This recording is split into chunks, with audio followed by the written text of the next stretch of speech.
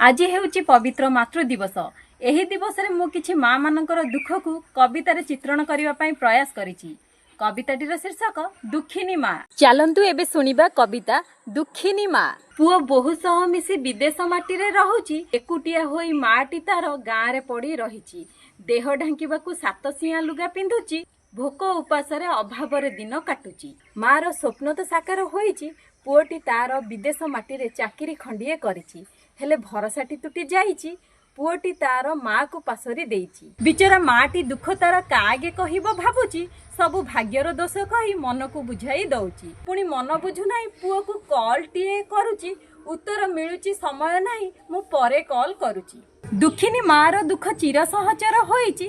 किछि दिन परे पुओ कॉल करिकि कहुछि, चाउल भत्ता सबु तो पाउछु, खुशी रे रहूछु, अभाव नथिबो तोर, फोन काई करू बारंबार। पुओ कथा सुनी माँ तो चुप रहुची, नेत्र अश्रुधार तुंडता पी जाउची। असहाय मार विकल चित्रटी पुओ बोहू को अछपा रहुची। केमिति काटिबो ए वृद्धा अवस्था सेई कथा बसी भाबुची। भाबुची आज से संतान जन्मी बड़ भूल टीए करिची, जाहाकू बड़ करिबा लागि निजको जाळिला, सेई पुआ आज किछि न बुझी एमिति कहि पारिला। जेउ माँ दिने पुओर सहारा थिला, सेई माँ आज बेसहारा होई गला। वृद्धा शरीर को मानसिक चाप ताकू कबलित कला।